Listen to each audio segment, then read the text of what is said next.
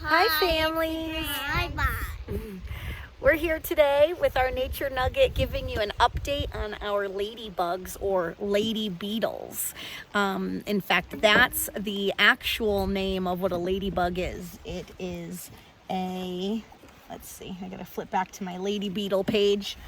So ladybugs are kind of misnamed, and there's lots of different bugs that look like ladybugs. Some are good and have good impacts to the environment, and some do not, and they have bad impacts to the environment. But right here is our two-spotted lady beetle section, and there's also a convergent lady beetle section, and those are the two common ladybugs or lady beetles that we have in Connecticut, in New England. So right now we have our friends outside to come outside with you guys. It's a little chilly today, isn't it? A little chilly, a little breezy, but the sun is warm. And speaking of the warm sun, if Daisy gives you a little scooch, you can see inside our tank that the lady beetles, or the ladybugs, are moving around. They've gotten much bigger. Oh, one's on the ladybug dome. He's inside of there. I can see And today, they're moving around a little fast because, oh, look at him. Because we just kind of, oh, that guy's going real fast. Because we've put them in the sun for a little bit today. And they're happy. And for cold-blooded animals, or ectotherms, that's a fancy word. One of them is racing. An ectotherm is a cold-blooded animal, and a cold-blooded animal uses what for heat in order to regulate its body temperature? For snakes, they go onto sunny rocks, really. So all Sunny cold-blooded places, animals really. need Sun. to warm their bodies. They don't have an internal or inside temperature gauge. But what's the opposite? If you're not a cold-blooded animal, what might you be? They're warm-blooded.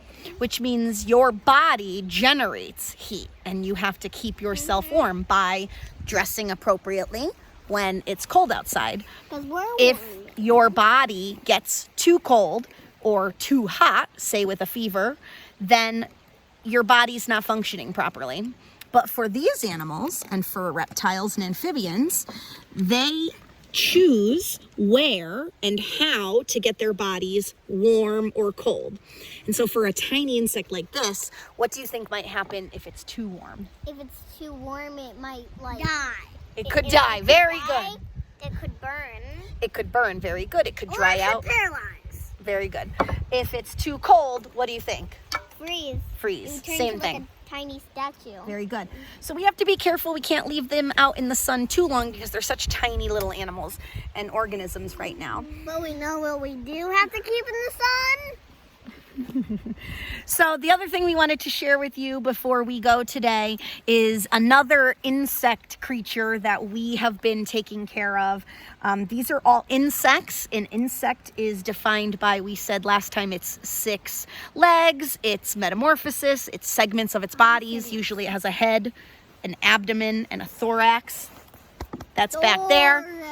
And these insects all have different stages of life, and so we are taking care of another insect at our house, but it is in a different stage right now. What stage is our other insect in, my friends? Pupa stage. We found in the dirt, which is very common for this particular kind of insect, a pupa that was overwintering, meaning it was dormant or asleep in our ground.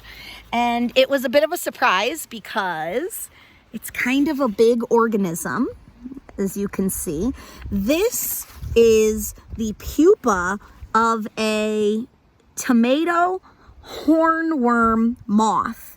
And so you can see that caterpillar down at the bottom, and we've seen those around the house, so I'm confident that that's what this is after I looked up big brown pupa stage. And the moth isn't so pretty, but it's going to be kind of big. So we're hoping that we can get this to survive. I had it in this jar under some dirt, just like I found it. And when you find things out in nature, if you are going to keep them to observe them, try your best to mimic or copy what their natural environment or natural habitat is, or where you found it. So this guy is the pupa stage of that caterpillar. So my guess is that that caterpillar went into its pupa stage sometime in the fall, and it's been overwintering. So this is alive, and before we say goodbye, I will kind of show you. Okay, are you ready? All right. Ooh. What'd you do? So it's kind of wiggling a little I heard it. in my hand. Oh. Oh, it's a little gross. Its back end or its thorax is a little bit moving. It's sometimes alarming when it happens. It's a little like, oh, it gets you. It's a little surprising. But it is alive, which means hopefully if we take care of it and keep it the way we found it for the most part, we will get to see how it emerges. So that's pretty exciting. All right, my friends, till next time, get out there in nature, make your observations, draw your pictures, and we'll see you next time. Bye, families.